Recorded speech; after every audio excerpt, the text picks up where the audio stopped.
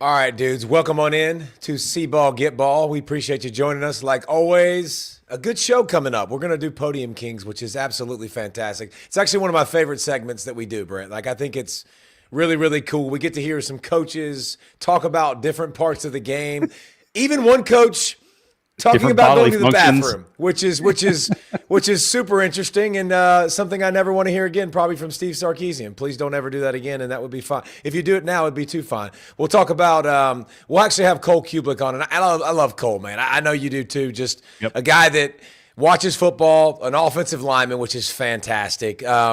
He has the Cube show. He has Tuesday Night Date show. He has his podcast. Like, he does a lot. He does a lot in the football space. Another bald guest for Brent. We're just racking in the bald guest early in the season.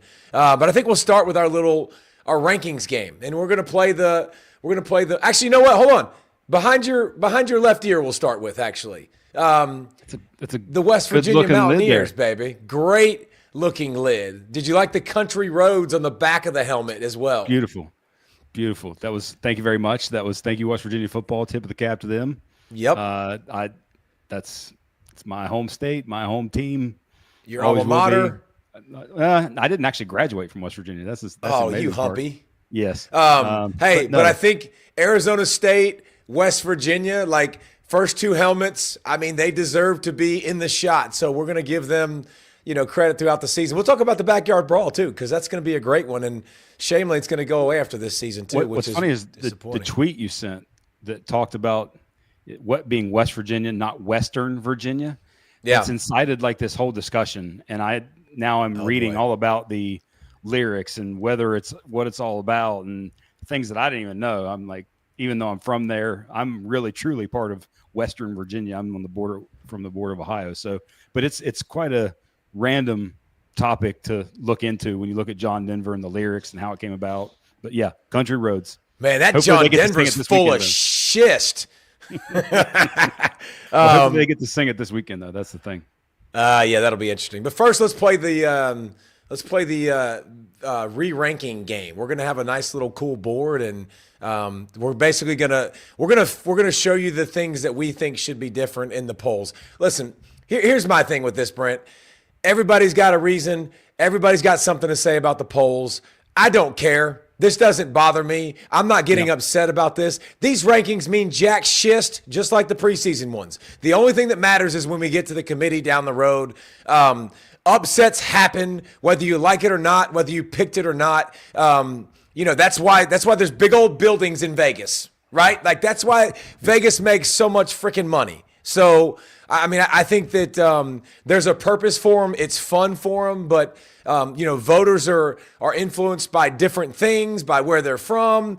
We could argue about the number of voters. I've said for years with the Heisman voters, there's too many. There's probably too many AP voters, but there's also outliers and all that stuff. But we'll get to this and kind of make some changes here at See Ball, Get Ball that we feel might be needed. We would do it a little bit differently. How about that? Yes. I have a few. Definitely. There's two teams to me that stand out instantaneously that I would actually put higher on where they are currently. Okay, and that is the USF Bulls. Why? With a win against Boise, a previous year playoff team, an emphatic win. Okay, and then a road victory. Stop. I'm going to do what all these people do, because this is why I want to do this type of exercise. But last year doesn't matter, Brent. That was last year. Last year they were really good. This year they're not. They suck this year. What are you talking about? Like, they got beat the crap by USF. They're not a good football team. I disagree. I think Boise's going to be still really good. See, that's the part of, that's what I'm saying about this polls thing. Like, you have to use some form of, I think they're good. Like, I think they got beat. That's okay. And that's part of it. That's, people want to piecemeal this together with one side and the other. And usually it's based upon their biases. Like, and that's okay, but it's based upon who they think is better, which is okay. But it's just, there's just no definitive. That's my point. I'm not crapping on you. I just, like, that's exactly what people say. Well, last year. Well, that was last year. That was well, okay, Florida State. They were 2-10. What did you want to expect from them this year? I don't know. But you know what they did? They took that helmet and went upside Alabama's lid. Like, so they proved me something. So continue. Sorry. And I was say, by the way, with USF, it's not. That's just week 1. Week 2, they go into the swamp and beat Florida at Florida. Like that's a win that, other than LSU beating at Clemson, like that's there. I think they should be right. I would flip them in South Carolina. Like I would put them right around 11. You'd put them at 11? Yep. And I would have absolutely no problem with that. Like, if you're going through the other teams that you're going up above, like South Carolina, no doubt South Carolina was really good last year. And the way they finished, nobody wanted that smoke. They haven't shown us so far through 2 games that they look like the same team. Like, they haven't. The team that's not ranked, that's not on this list, the Vanderbilt Commodores, slapped around Virginia Tech at their place, which is a common opponent. But like me and you were smart enough to go, okay, Lenore Sellers is an animal. Like he's a really good football player, going to be the best player on the field this week when they match up. But that's the kind of thing you're always debating in your head, and you're always piecemealing together is this team versus this team versus this team. This one's good. This one's not. Last year, this is what I think it can be. Yep. The other one for me that would be a good bit higher is Auburn, because of the road win at Baylor and a pretty – I think they took care of business for the most part in that game and controlled that game. And they did what they had to do this past week. But that road win at Baylor for me, who just turned around and beat SMU, that was another ranked team that we think is going to be pretty solid at least. That's one for me that they would be up there. Yeah. And so, like, it's to you, it's about, and here's what I'd say about the polls and the rankings. To me, it's about this point in the season. It's about what you've done. Is that fair? Like, I agree. I'm more about what you've done. Like, I know Texas lost 14-7, like to an Ohio State team that's the best in the country right now. Like, that's a tough loss. So I can also know that Texas is a really good football team. But Texas hasn't done a lot to say – they haven't done a lot in the win column. The season is also short. So it's how do you view the close loss versus not a lot of wins on the schedule. But I would tend to lean towards here's what I've always done. Bad losses take you off the board. Like a bad loss, a smackdown, like, bye, Felicia, you gone. Like, I don't want to see you for a little while. You can work your way back up. Close losses don't kill me, especially close losses on the road. But then to me, it's about, okay, what are the wins you have? Like, and that's where, like, a Florida State, nobody thinks Alabama sucks. Now, the way people are going to talk about it, like they're going to talk Alabama sucks, they're going to prove you wrong. Like, Alabama didn't just all of a sudden fall off a cliff with talent. Like, they're going to have talent. They're going to win a lot of football games. They're not going to look like they did week 1. So I think they're a pretty good team, and Florida State handled them. Like, handled them and physically imposed their will on them. If Florida State can physically impose their will on Alabama, do I think they can do it on Illinois and Notre Dame? Like, yeah. Like, I do think they can do that. So I'd be okay with Florida State being ahead of Illinois and Notre Dame. Like, that's okay with me right away because they've already done more. And if you want to put them ahead of Georgia, so be it. Like, that doesn't bother me either. You can move them up. Like, that doesn't bother me in the slightest. The only difference for me is, Brent, if you're Oregon and you took this, like, and you opened just biatch slap people upside the lid like Oklahoma State last week, like, you didn't mess around. Like, I also give credit for not messing around and beating the crud out of people. So there's a lot that goes into it, and it's hard to – if you actually do this exercise, and that's why we wanted to do this, if you actually do it, it's harder than you think. Oh, yeah. And it's one for me. Like, I would move Penn State down to, say, 6 or 7. And the top 4 to me would be Ohio State, why would you LSU, move Penn State down? Just because they've looked sluggish to start. And that's they were up 10-0 last week. They weren't like firing on all cylinders. It's so And again, we talked about that the other day. Like, is it by design or is it sort of, just truly struggling? I think there's part of it that's by design because of the competition that they're playing early in the season. But there's an element too where you play the game and you want to actually do things the right way while you're playing the game. But that to me is the top 4, how I would rank them right now. Ohio State 1, LSU 2. Oregon 3, Miami 4. Actually, probably would go Miami 3, Oregon 4. And I would say that too because I saw them beat Notre Dame. Again, close game. I'm assuming what Notre Dame's going to be. And it'll be interesting to watch Notre Dame against A&M because A&M you kind of feel good about, but who have they beaten so far? And they've given up some points. And so, I think this is why the rankings don't come out until October, ladies and gentlemen. This is exactly why, because then you have weeks upon weeks upon weeks. And so I know everybody wants to complain and whine, and that's fine. Like you can do that. You have the right to do that, but it just doesn't change anything. And it takes a while to get so many head-to-head factors and so many, a common opponent factors, and then the consistency factor that you continue to navigate throughout the season. All right, we'll give you 4 teams that are not currently ranked. Which one would you put in a sort of top 25? Georgia Tech, TCU, Mississippi State, or Vanderbilt? and this is funny because do I think Mississippi State is going to be a top 25 team? No. Do I think they beat a good team? Yes. So, I can say they've done more than the other squads. Am I projecting?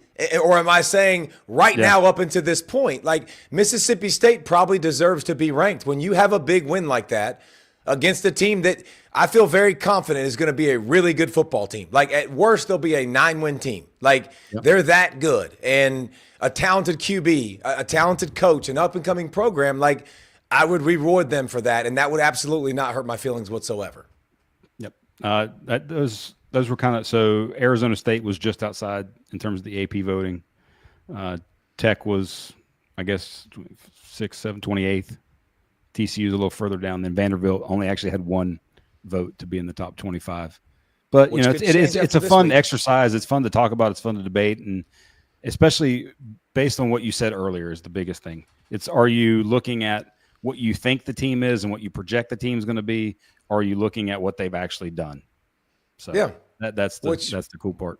Yeah, Wesley, by the way, that's the debatable part always with college football. Well, and that's fun, and that's great. Wesley, get your butt on here and let's get some Podium Kings, man. We're going to do this every week. I think this is fantastic. Just to hear quotes and stuff. Well, we start with Drink because I thought Drink was slick as it gets this past week, bro.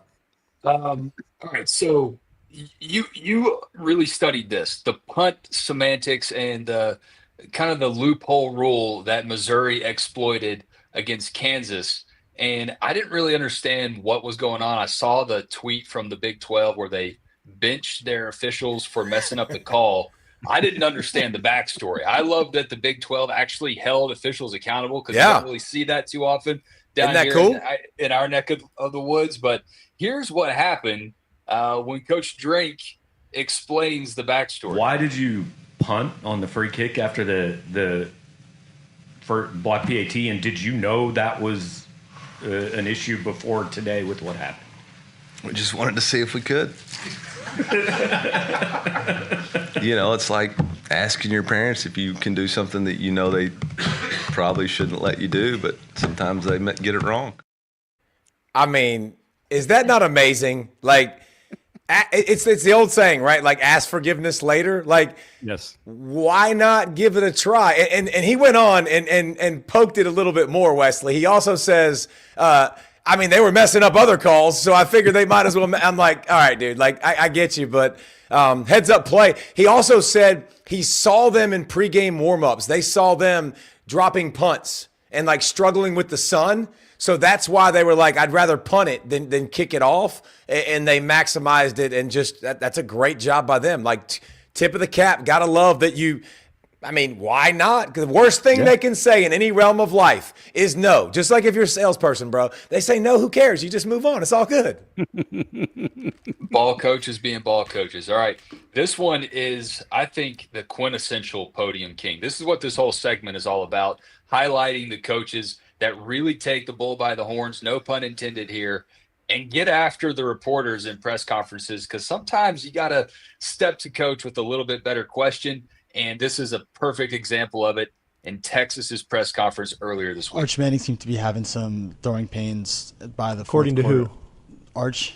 Arch said that to you? No. Oh, according to who? It just looked like he was. He doesn't have any. Is there an explanation to why it looked like that? I don't know. I've never filmed any of you guys when you're using the bathroom, so I don't know what faces you make when you're doing that. Wow. You clearly struck a nerve. I'll say that. I don't know what the deal is with Arch, and there's a lot of Twitter doctors out there that want to diagnose, but clearly struck a nerve. We'll hop to the other side of Red River right here and then get Cole Cubelic in when he is ready to go. Oklahoma playing at Temple, and not really a podium king. This is more the other side of the podium, but interesting conversation overheard on the mic. It'll be interesting. Like coming to high school game. It's gonna be like a weird bowl game. Really quick one there, but I don't know, man. I don't know if Temple's going to use that as bulletin board material or not, but when you attack a home field's crowd, at least in the SEC, sometimes it comes back to bite you. I think Oklahoma's safe. All right, Cole. Say Temple, by the way, 2-0. The Owls. Yeah, that's great. Playing well. Sell me on that one. Let's bring in the big fella, Cole Cubelic. If you don't know Cole, you're an idiot. You need to do better. You need to follow college football more. Wow. I mean, I might call you that before long. But he's got the podcast. He's got Rollins. He's got the Cube show. He's got Tuesday date night. He's got a lot going on. And I would argue just when you see a guy that watches tape and watches the game and studies it, loves the game. Hey, let's start with your alma mater, man. Like just Auburn and watching them contrasting two games to start the season. Like win game one, game two to me looked like, all right, let's see what Jackson Arnold can do, through the air. But what are your thoughts on watching your alma mater and the one of the greatest atmospheres in college football, which was on full display, which was really cool the other day? I think your sentiments about game two and sort of the how and why early on are spot on. Hughes actually made it pretty clear to some of the TV crews last year, this year, that that's what he was going to do. I think they wanted to just let Jackson continue to get comfortable, build his confidence, which is the biggest part of this entire process. Because last year he couldn't let go of the football. And that's not something that you want from your quarterback. And Hugh talked about having to build that confidence up. There was even some comments at media days that I personally didn't like, some other people didn't like, where he said, hey, we're telling DJ, take it easy in practice. We need him to finish every practice strong. To which I would kind of go the opposite direction. Like, let's give him 25 things he's never going to see. So then he feels even better about the fact if he did complete a pass against that. However, it's their philosophy. It's what they're doing. And I thought he threw the ball a little bit better. I think Freeze knows we're not going to be able to run this kid 22, 24 times a game and survive. That's not real. I actually think that's one of the, if not the biggest question in the Southeastern Conference right now. When you take these teams, Georgia's one of them, South Carolina, Auburn's one of them. Ole Miss was one of them. Their quarterback got dinged up, got knocked out of the game. Texas A&M and their design quarterback runs. Vanderbilt, their design quarterback runs. How are you going to manage this through the course of this season? Because it's pretty obvious it's important to a lot of these teams, and it gives them a massive advantage. Like, you don't think Lenore Sellers running the ball is an advantage? But he's built a little bit different than some of these other cats are that are trying to run the football as much as they are. So, I mean, Bo Prabula at Missouri, Taylor Green at Arkansas, like, these guys are going to be really careful with how and what is the management process going to look like. But back to Auburn, he's got some big-time wide receivers. I thought the running backs have played well, deliberately getting north and south, getting downhill, specifically in this game where it was one where you probably could have danced a little bit if you wanted to, but it was, hey, there's a little bit of space. Let's hit the A-gap. Let's go north and south and get it. The offensive line let me down this past week because they were great week one against Baylor. Couple one-on-one losses, pass protection, which that's another thing. It's been bad across the board, not just Auburn. Guys are getting smoked on the edges right now, all over the place. But the defensive linemen are supreme. That's why. Probably right now, yeah. But we'll see at the end of the year after all the tank is empty and all the gas has been used up with those guys with their pass rush moves for the first 6 games. I feel good about it. I really do. And Jackson's not a polished quarterback yet. He's not a finished product. He's got a ways to go, but my thing going in that Baylor game, David, was take some off of him. He doesn't need to do heavy lifting here. Like, give him some high percentage throws. Let Eric Singleton take a screen to the house. Find him some one-on-ones with Cam Coleman. Lob them up there. When you get the box light and they don't defend quarterback run the right way, let him make you pay. And I feel like that was the plan. They stuck with the run. So Freeze staying patient may be the most impressive thing that Auburn's done this season, to be honest with you. Yeah, and if you if you follow Cole, he does this release every week, and he'll tell you about all the teams across the SEC. He'll do it on social media, which is really good. If you didn't watch the game, you're just like, all right, now I watch the game. I know everything I need to know. Georgia, Tennessee. Just ask me, did you not watch the game? No, guy, I'm just no, bud. Thanks for your criticism. I appreciate that. When you look at Georgia, Tennessee, first thoughts on the showdown with 6 versus 15. Georgia, for whatever reason you want to come up with, and let's be real, none of us know what the exact reasons are. Inability thus far to push the ball down the field. It obviously hasn't been there. Tennessee's cornerback's not playing in this game. So can Gunnar Stockton and that legitimate group of weapons, number one, find the time, because they haven't really found that yet. And that's one of the things when everybody says Gunnar's not hitting open receivers. Well, Gunnar hadn't been able to get to the back of his drop very often either. Because number one, why we're running pull protection so much and play action protection, which I despise almost as much as slide protection, and why we're not giving him a chance to just drop back and throw it, I don't really understand. But can you find it to take advantage of Tennessee's glaring weakness, which right now is corner? Their depth is devastated already. And if you're going to get them, I think that's going to have to be a big place, because that Tennessee defensive line does not look like it's taken a big step backwards from last year. I mean, they look like they picked up where they left off. Not quite as deep, but maybe not as twitchy off the edge, but they got guys up front, and they're going to be a problem for that Georgia offensive line.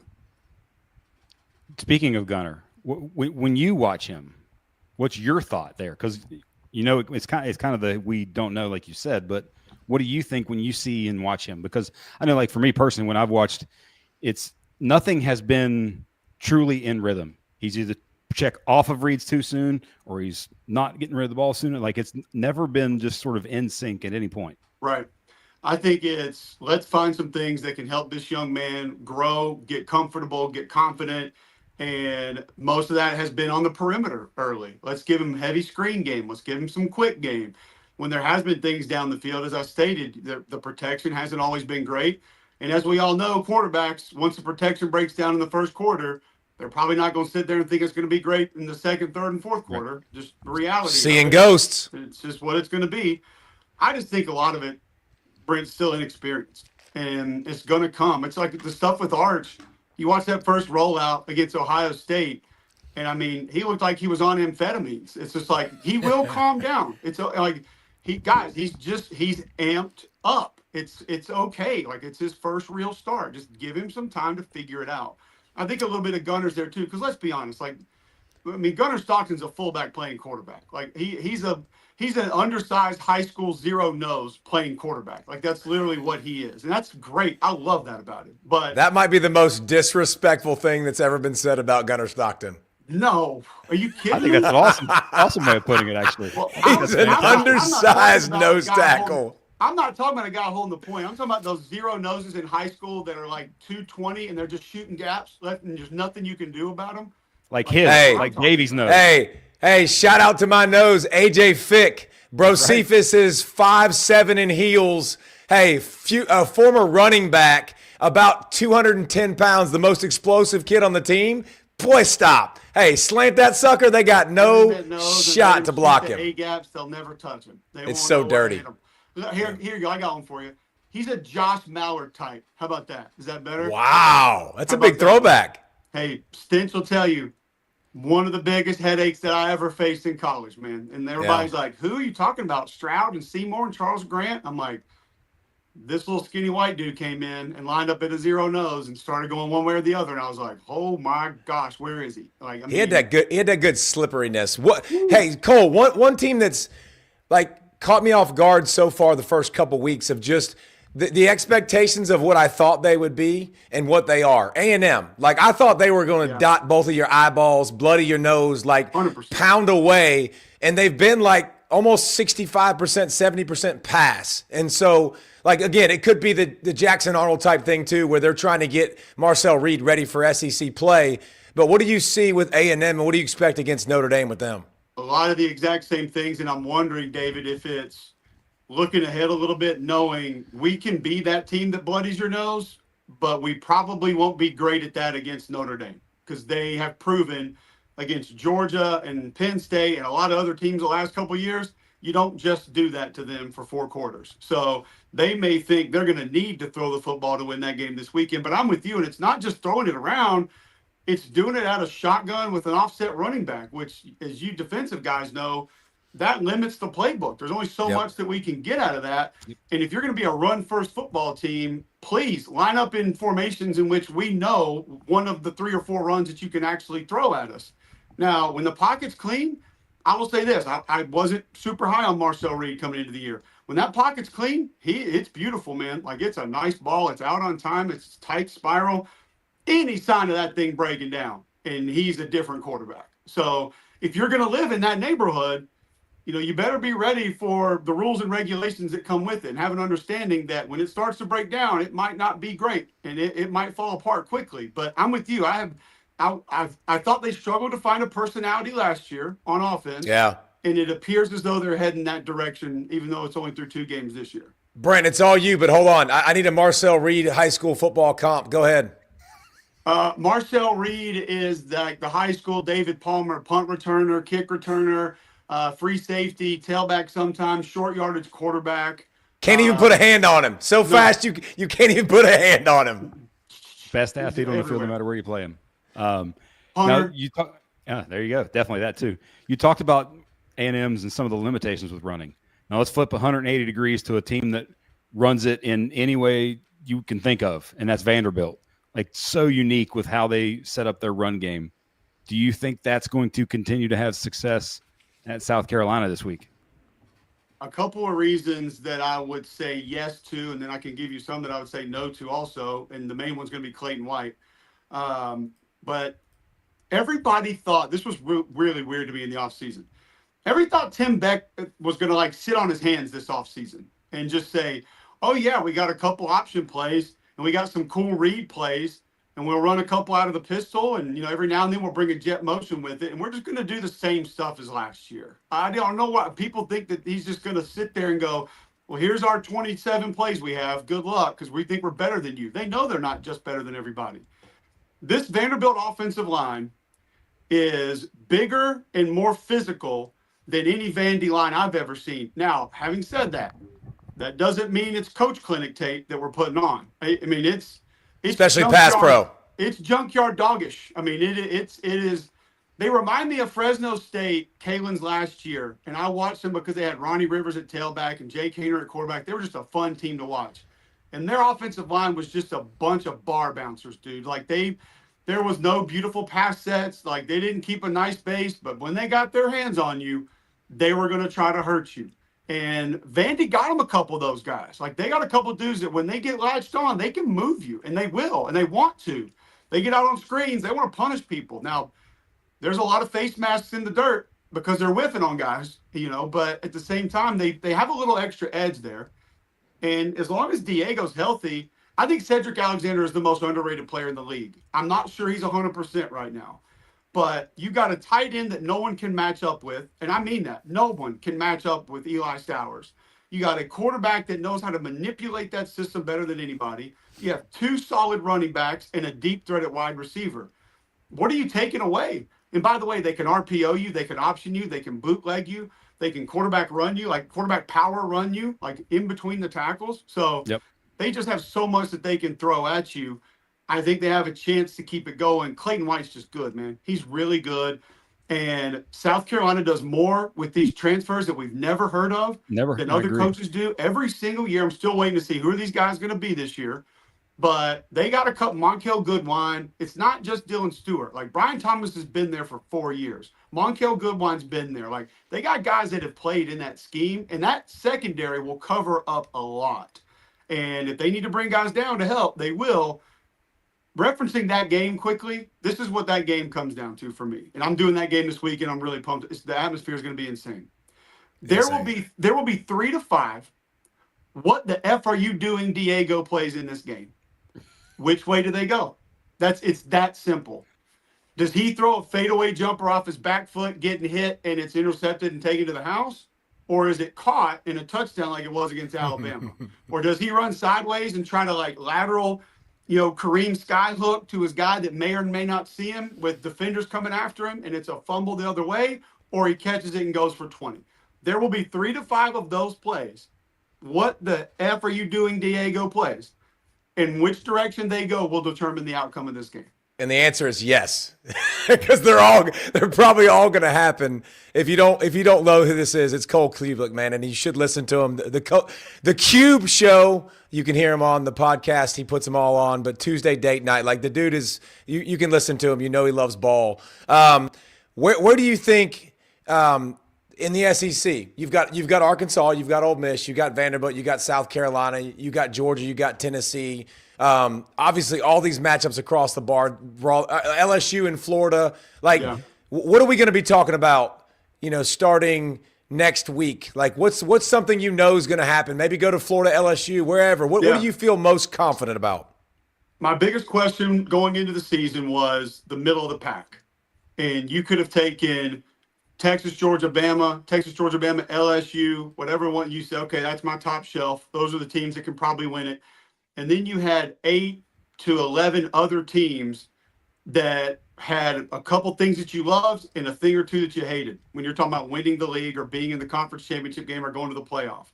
I think that middle of the pack has probably now expanded because we may have relegated Bama there. We may have relegated Texas there. LSU, for the people who didn't have them up, might now be up. But what happened to Clemson this weekend, they might not be back down. Arkansas hasn't really been tested, so we don't know. But I think there's a lot more to like about Arkansas than people are giving them credit for. And it's not just Taylor Green. They got athletes and speed on defense. The receivers look great. Three-headed monster at running back. So I think one of the questions that we'll start to answer this weekend, David, is the middle getting bigger? And does Florida bring LSU in and put themselves back in? Does Arkansas put themselves in and maybe take Ole Miss out? Because I've been more impressed with the Ole Miss defensive line than I thought I would be. And I'm patting myself on the back about the offensive line, which everybody told me again was going to be great, and it's not. But they're different at running back, and they got great wide receivers. They just might not be able to keep their quarterback healthy. And they got a couple dudes in the secondary that Pete Golding loves. So I just think it's going to be more of are we more jammed up in the middle with teams that might be able to do something, but also have a great chance of not doing something? Or have we started to filter this out of, okay, these are our 3 teams at the top here? Because where does Tennessee go if they win? Are they on that tier 1 now if they find a way to win this game this weekend? So I think that'll be my narrative coming out. And I don't know which direction it's going to go, but it'll be, all right, we're going to put them there. They're going back down. It's kind of like, I guess, whatever they say about soccer, how they relegate the teams back and forth. I don't know how it works because I don't watch it. So one thing I said on Monday with the SEC that it seems now, especially when you look at Mississippi State and Kentucky being competent and looking like they can actually do things, is that it seems to me like every team in the league could beat any other team in the league. Do you think that's true? There's not a team. We had this conversation on McElroy and I's radio show one morning of which teams would you 100% eliminate from having a chance to go to Atlanta. Not win it, just go to Atlanta. And we're sitting there on Vanderbilt and Arkansas, and I'm like, I mean, I want to, but I can give you some reasons maybe that they could, like possibly it can happen. And I'll put it this way: if Blake Shapen 1 in a million, so you're saying there's a chance? There is, but there's a singular. I think Kentucky was the non-zero chance. There you Kentucky was the only team. Kentucky, Mississippi State were the 2 that we looked at and said, I can't do it. I cannot do it. If Blake Shapen's healthy, though, Kentucky's a problem. Their D-line is a little bulkier. They beefed up over there just a little bit. I mean, you look at what the receivers they lost are doing at Missouri and A&M and everywhere else and LSU, and it's like, how did they go find more of these guys? But they did. Their running backs run hard, man. They got tight ends that help them out. The defense plays like their hair's on fire. Now, their hair might be on fire the wrong way, but they play hard, man. They don't care. Hard. Just go hey, if you're going to mess up 3,000 miles an hour, I can live with that. Hey, Bama, how are we feeling about – did you already put Bama in the middle class? Because I heard that a little bit. Or do you think what you're seeing from them possibly last week with the bounce back, or do you just need to keep seeing more? I want to see more, but I think I'm okay on Bama. I think I'm going to leave them up there because I think Florida State might be pretty good. They might be sporty. I saw some things from that group that I just absolutely loved, how they operated up front on both sides of the ball. I think people look at the quarterback and they see like a long run I was most impressed is that anything that Bama gave him that he had to make a decision on, he attacked it head on. Oh, you're going to leave the alley defender there? I'm going to throw right at him. You're going to leave that edge defender open? I'll run right at him and make him he made them make decisions, and it didn't work out well for him. And if he's going to be that kind of a dude, they got enough weapons around him where it'll be a problem. So I'm not moving Bama down yet. I look at this receiver core with Ryan Williams coming back. And, they had 2 freshmen that played. Rico Scott played. He's got extra juice. Lostis Brooks played. He's got real juice. They haven't had Jam Miller, who's their best running back. He might come back this weekend. If not, he's definitely going to be back for Georgia. Tim Keenan's their best run stuffer and one of their best leaders on defense. He's been out. You were down another D tackle last week, and all these guys are probably coming back. So I just look at that talent, and I know good and well Kalen DeBoer is a heck of a coach. Ryan Grubb is a heck of a coach. They're going to put a plan together that's going to help them move the football every week. So as long as we don't get the patty cake from the front 7 on defense that we got against Florida State, I think we're going to be okay. Something you tweeted today that I think is an actual legitimately great question is, who is the best quarterback in the SEC? Because that's a legit and I guess question. Maybe a second the second part of that I'll is see if David and I are on the same team here. This will be great. Second part would maybe how many are trading their guy for another guy. I don't know that a lot of teams are actually trading their guy. I think so many of these teams love who they have. They're great for what they do. Yes, right, exactly.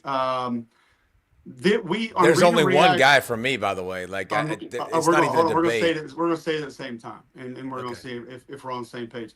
On Read and React Monday night, our producers put these questions up, and one of them, I can't remember who the player was, and it said, was blank the best addition in the SEC this offseason? And it was not John Mateer, and I about lost my mind. And I'm like, we just did. I just broke down 4 of his throws 10 minutes ago, of which last week, the 2 throws I gave you that I said on air, we won't see better throws than that all year. He just made 4 better than that this week that I'm saying now you won't see 4 more better than that all year. I don't know how it's not John Mateer, man. Like the guy just... It's John Mateer. And my favorite thing about Cole is if you listen to his stuff, he didn't say that after the Michigan game. Like a lot of people are like, oh my God, like, holy cow, this kid's really good. It's like, no, we have plenty of data to watch this kid. Like, we knew coming in he was going to be a superstar. Like, there was no doubt about it. And he's definitely, to me, it's John Mateer. I think you could take, he was backed up in his own end zone against Northwestern and Oklahoma Tech, whoever they played week 1, and he takes a hit, which, by the way, they got to knock out the free runners because he's going to die if they keep letting that happen. Like, they can't. But he takes a hit, and the ball he throws down the sideline to Deion Burks, taking a hit, it could not have been anywhere else for this young man to catch it in tight coverage. And I didn't need to see anything else that game. And I was like, that's the guy right there. The back shoulder to Lewis was good, too. Oh. Yeah, but no, he's been unbelievable. His best throw was the one that Kannick dropped in the end zone on the reverse pass. Which, by the way, quick question for you guys. I asked this on my show today. Michigan ran a play where they tossed it, and he handed it to a receiver and pitched it back to the quarterback, and he threw it. What do you reference that as? Like what do you call it? Pass or flea flicker or flea flicker? No, Brent said it. Reverse pass? Yeah. Why does every broadcaster in the history of football, when a reverse is run and then pitched to the quarterback to throw, call that a double reverse pass? That's bad. I've never heard Always. that. One reverse. Every time. I've never heard of that before. Double reverse pass. I'm like, there's no double. There's only one. Reverse. You have to go one way and then reverse the. This is what I said on the show today, David. I said no defender in the history of football has said double reverse and trying to get everybody on the backside away. That's never happened, not one time ever. No, that's hilarious. All right, so Carl, I want to get your opinion on something that we do. So when we pick the games, we like Wes and I, we'd kind of come up with this, but we were thinking tailgate items. So the main attraction, the main game of the weekend, we called the Nugget Platter. Yeah, do you agree with that as the main thing of the tailgate? Because especially, by the way, with Davey, that's something that we know he would definitively eat. Like, what would if you wouldn't go nugget?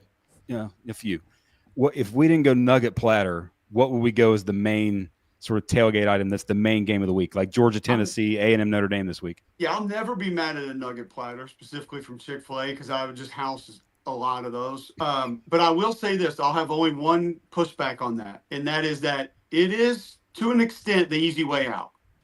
Like, let's be real. So it depends on the skill set of who we're dealing with, because if they can cook up something magnificent, if there's like a brisket. Dip, oh, yeah. Or like, some kind of, pigs in a blanket or some kind of dip that's just phenomenal, then we got to go. That might be your staple first. But I get it.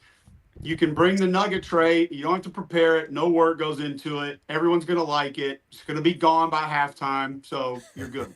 So chips and dip is actually another part of the game, by the way. We have chips and dip as well. That's not the marquee game, but we're really fired up to dig into it. And by the way, Vandy, South Carolina is a chips and dip game this weekend. Just make sure it's not like Lay's or Golden Flakes. You got to have chips that can handle the dip. Is number one. That's key. I would almost say you go some kind of a cracker, like a wheat thin, because you can get a thick dip with a wheat thin. And you're Buffalo chicken dip. Buffalo chicken dip. Can we do that? Because I'm all game for that. 100%. Okay. Now you got to use the Greek yogurt in the good chicken. But Cole, I stick with the veggie platter. I think that's the best personally. Yeah, that's the Ivy League game every week. Well, okay. If you haven't heard of Cole, that's the game on the CW that we get every week. Hey, by the way, not this week though. Not this week. Or last week. Last week was Baylor SMU. That was good too. So back-to-back weeks. All right. If you didn't know before this show, now you do that Cole's a football psycho. And that he's fantastic. So, Cole, where can we find you for all your stuff that you do, man? Because I know you're studied up, and I know you got your hands in a lot of things, homie. Yeah, it's a lot. McElroy and Cubelic in the morning. We're out of Birmingham. JoxFM.com, JOXFM.com, 7 to 10 Central. That's also live on YouTube. My podcast, I put it out every Monday. I watch the film of every SEC team. I tell you what I saw. Cube Show. You can listen to it. You can watch it on YouTube. My wife and I have a podcast, Tuesday Date Night. It comes out Wednesday morning.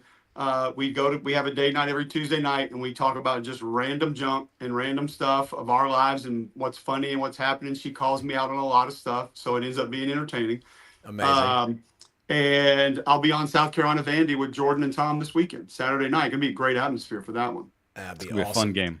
Yeah. Awesome atmosphere. Hey, we appreciate your time, big homie, and we'll catch up with you again down the road. Hey, I want to give Brent a shout out here. I have never witnessed a human being calmly discuss and break down football as you have in my entire life. So it's a compliment. It's a compliment because I think you can see David and I, certain things we talk about, we get really excited or we get really frustrated and angry about things that are probably not happening. And you are the exact same every single time, every play. It doesn't matter. Good, bad, indifferent, good team, bad team, good player, bad player. It is the exact same every time. I respect. I got pretty fired up last year at the Indiana Notre Dame playoff game. I was not happy with Coach Sig and his approach in that game. But other than that, no, try to stay pretty even keel because Crazy Cat over there beside me, he's going to bring enough energy for the both of us. Like, we got to bring it, keep it calm. Hey, you got McElroy. You got McElroy for you because he does the same thing. He's Mr. Analytical and pretty calm too. So appreciate you, big homie. We'll get you on again, brother. Sounds good. Thanks, guys. See you, bud. Thanks.